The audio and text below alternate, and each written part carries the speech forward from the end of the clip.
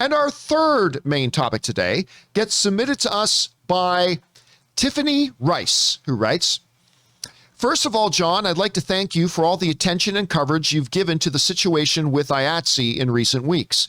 I'm a member and was very relieved when we got word that a new deal was made that will help our situation a lot. Not everyone is thrilled with the deal, but I think it puts us in a much better position than we were before.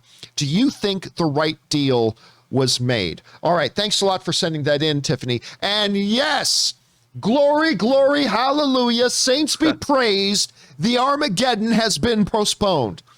We've been talking about for a couple of weeks now, for those of you guys who haven't been watching or been able to see, the fact that IATSE, the union representing practically all the below the line production people in Hollywood, was set to go on strike this morning at 12:01 a.m.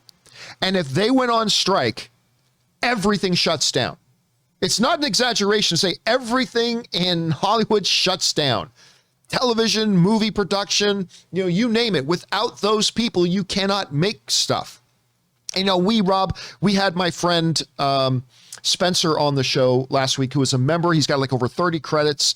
Yep. He was a member. His wife is also a member of the union as well, talking about explaining what was at stake and what was going on. And Rob, I always expressed some optimism that I thought they'd get a deal done.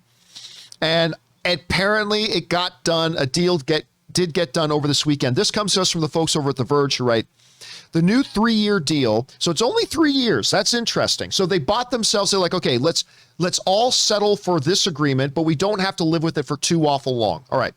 The new 3-year deal, which still has to be ratified by members, and we'll talk about that in a minute, includes retroactive wage increases of 3% annually, daily rest periods of 10 hours, and weekend rest periods of 54 hours, according to a post on IATSE's website.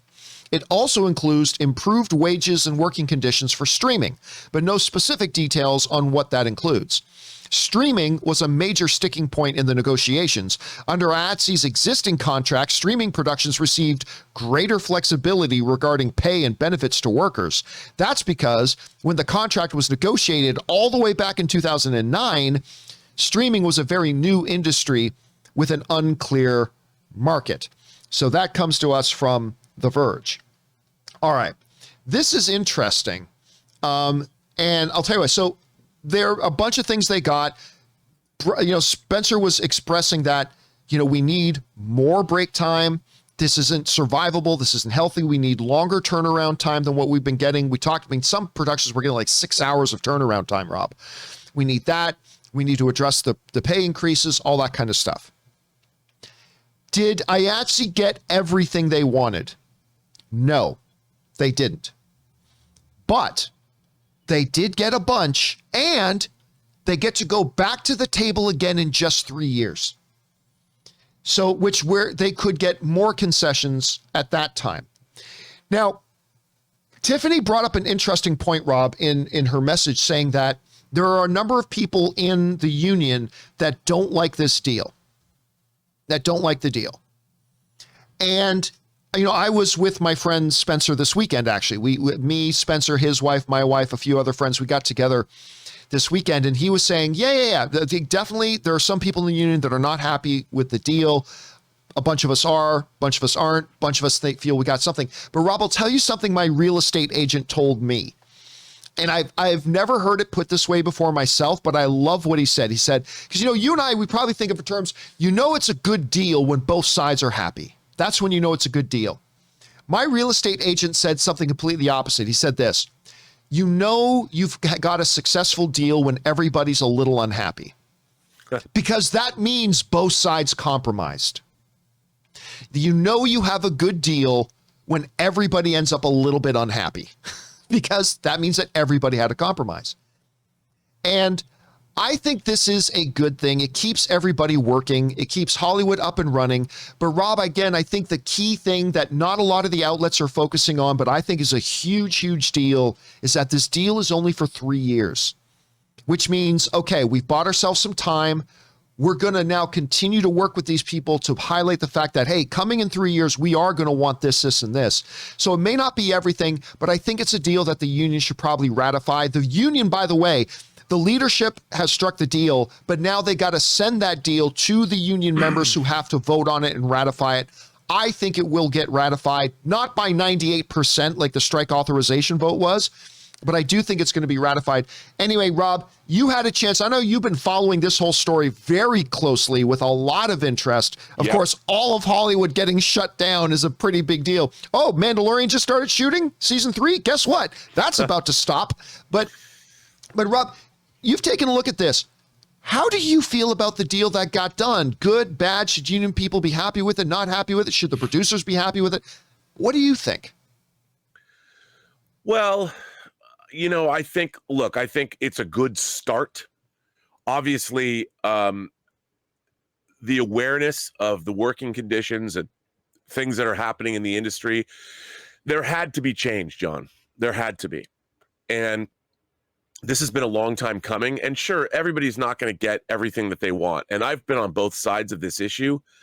So I can see it from both perspectives. But I think the real victory here is the idea of changing the Hollywood workday to 10 hours as opposed to 12 hours.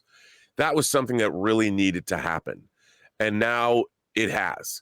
And I'm hoping that will have a tremendous effect to sort of make the business a better place to work. It's going to be harder for John. I'll flat out tell you, as an independent producer like I am, it's hard. We don't have the kind of money that it's going to cost. We have to find money to add days to a schedule, and that's tough on the indie level. But on the studio level and the television side, the movie side and the television side, I think it really needed to happen.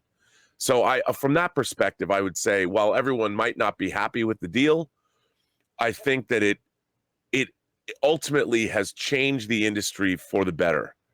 And that's always a good thing. So I would say that's the best thing that I think came out of all of this. Open wages, but really it's the shorter work days, which makes life better for everybody. And extend more of a weekend for people. Yes. I think you pointed out, as we were talking about an earlier topic here, that this is ultimately going to make TV shows and movies cost more to make, because you pointed out earlier, Rob, this means now with longer turnaround times, more break times, that means they're going to have to add on days and weeks and everything to the production time.